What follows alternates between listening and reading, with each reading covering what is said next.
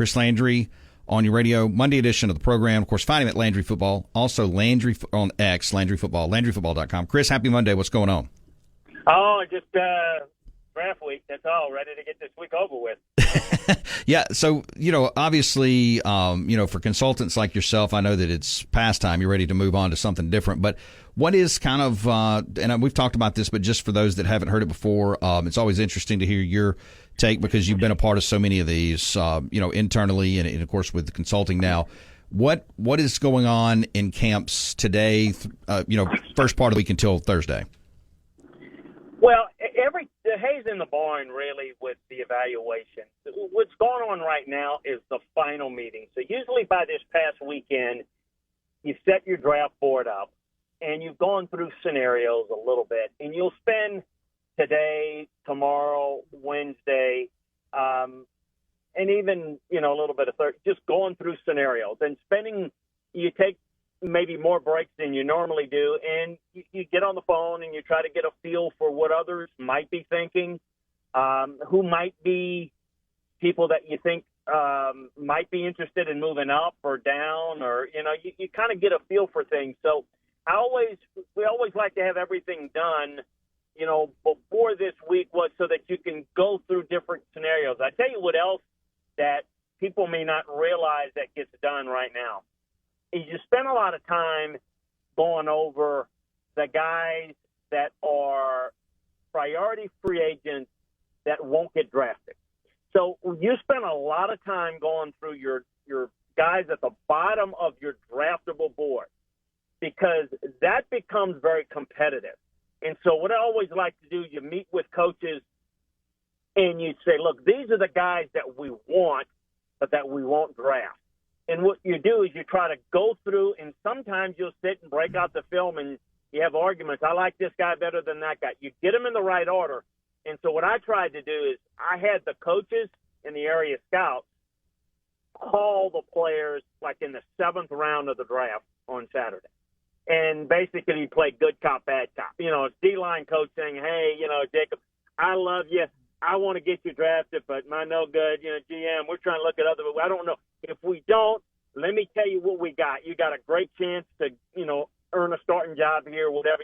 And so you need to make sure at this point before you're going into the draft how you want to have those guys stacked. Because I will tell you, there will be guys, not maybe, definitely, there will be guys on your draftable board that are still there when the draft's over. So those are the guys you go after first. So there's a lot of painstaking detail on how you got guys graded in the 4th or 5th round, because you'll have a 4th or 5th round grade on a guy that goes undrafted. And so that's obviously a priority signing for you once the draft is over.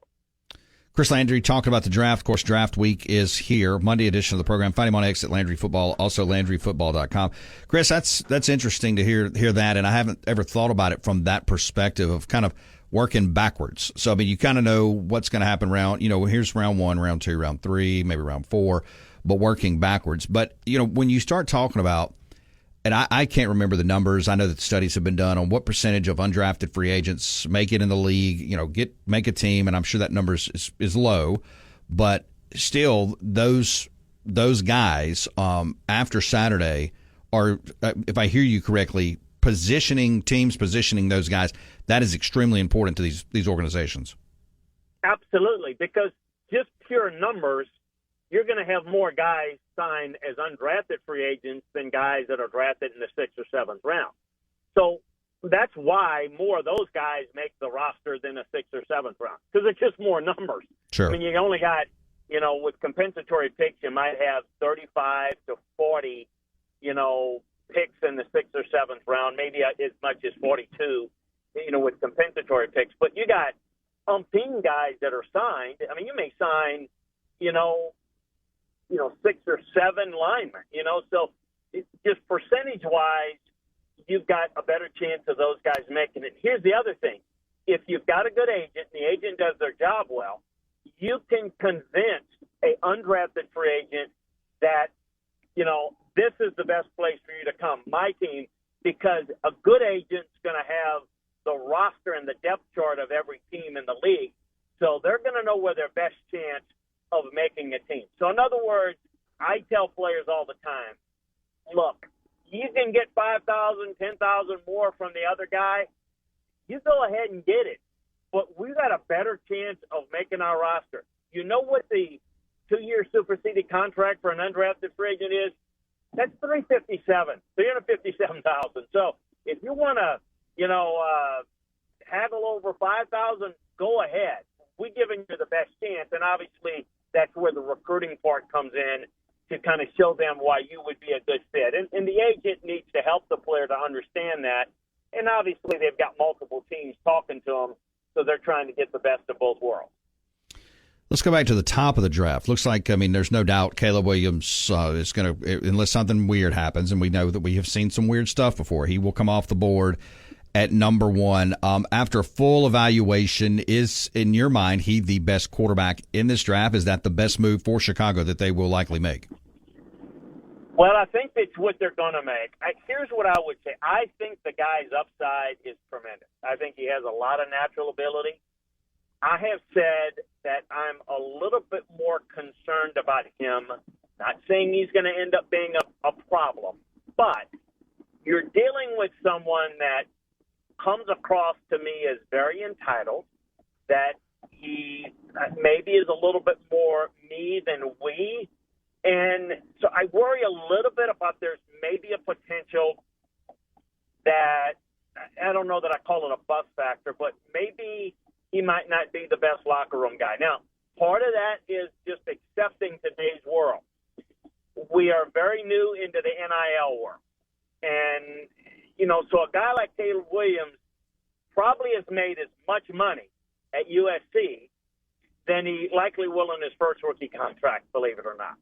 So these guys have a different way of looking at it. So is he just kind of a little bit of a turnoff, or is that just going to be the way of the modern world? Obviously, that's what you have to decide if you're Chicago, and obviously they have decided they're very comfortable with it. Chris Landry talking NFL Draft Monday edition of the program. Find him on X at Landry Football, also LandryFootball.com. Chris, I'll come back to a couple quarterbacks here in a minute. I want to ask you about the receivers. Obviously, Marvin Harrison Jr., he is projected to come off the board as the first receiver. We'll see what happens. Malik Neighbors right there as well.